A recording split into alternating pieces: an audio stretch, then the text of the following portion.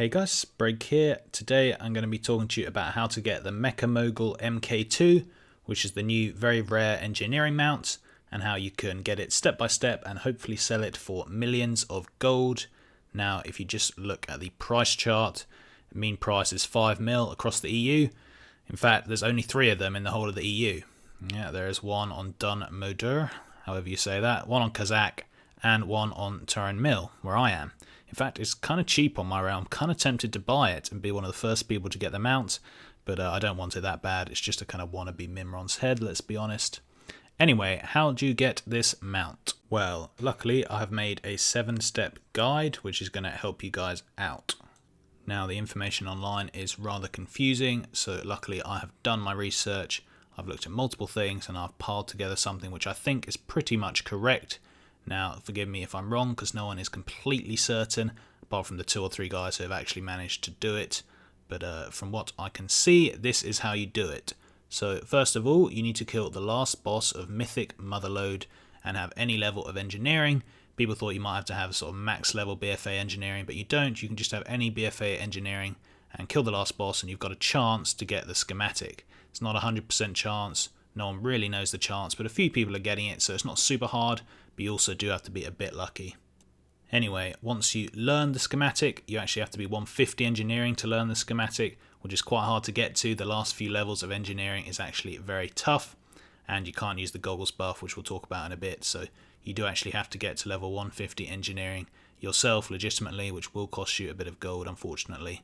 But there you go. Anyway, once you're 150, you can learn the schematic. And then what you have to do is craft the engineering goggles. Now these are the things that you can craft every expansion, and the BFA engineering goggles are a bit special because they have these sort of rings, these sort of kind of artifact levels. And anyway, once you're artifact level 20, you unlock the 3rd sort of ring, the 3rd sort of slot in these goggles, and that gives you a boost to your engineering level. So once you've unlocked all 3 of the rings, your engineering level will be an extra 75 higher than what it already is. So that will actually take you to level 225 engineering when you wear these goggles. Anyways, once you've done that, it comes to the kind of hardest part, the most annoying part, which is salvaging the mechanical corpses in Mythic Motherlode. So you don't actually have to have the goggles or the plus 75 engineering level buff to salvage these, but it gives you a much higher chance of getting the materials that you need, which is 20 Azurite Forge Protection Plating, 20 Blast Fired Electric Servometer, and 20 Crush Resistant Stabilizer. Those are the 3 different sorts of materials which you need, and you get it from salvaging the different sort of mechanical corpses in Mythic Motherlode. Now it may well be possible to just clear out until the first boss, and there's a few mechanical things there which you can kill, salvage, hopefully get something, and then reset and keep going like that. Because otherwise, once you've killed the first boss, you can't reset the instance, you can't reset the trash, and you're going to have to wait another week to get this. So I believe there will probably be groups trying to run this up until the first boss, killing all the trash, salvaging the mechanical trash that they can, then resetting and killing the trash again and again and again until they get the materials which is needed. Now I know by doing this you can certainly get some of the materials. Whether you can get all the materials doing this, no one really knows. I presume it's possible, because otherwise how do people get it so quickly after like 2 weeks, unless they were really, really lucky. So I believe that's how it's done, but you guys will have to test that out yourselves, because no one really knows. Like I say, there's only 3 out on the whole of the EU. But basically you need to salvage these corpses. Okay, so the next step is to loot the Azurite Inspirogeneering Elixir. So this drops from the mobs between the 2nd and 3rd boss, the Mk2 Alchemists, I believe, and it only drops once you have 225 engineering, so you have to have the goggles on with the 3rd ring slot unlocked once you're artifact level 20 like we talked about. Once you've got 225 engineering, you can get this potion thing. Now what this does is it lasts 2 minutes and it gives you a plus 25 skill to your engineering. So when you use it, you actually have a 250 skill. Now the important thing about this is you have to kill the final boss with this elixir up. So you can pop it halfway through the pool. That's what I do because it's mythic. It might take you like 2-3 minutes. If you pop it when the boss is nearly dead, then you'll definitely make sure that you get the remote activation device, because this is the big and important thing, guys. You need to get the remote activation device from killing the last boss with this elixir up. and that's the kind of hardest or most difficult part that no one knew how to get.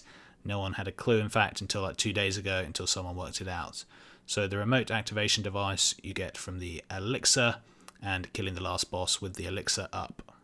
Anyways, the rest of it is actually fairly easy.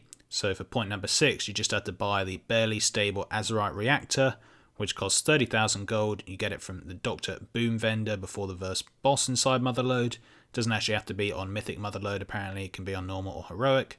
And no one's actually certain of the engineering level you need to be able to buy this, but most people think once you're around 150 and you've got the goggles, you're definitely going to be able to get it. Even if you're around 120 with the goggles, you're going to be able to get it. So if you've done all the other steps, this step's going to be easy. You're going to be able to buy it from the vendor.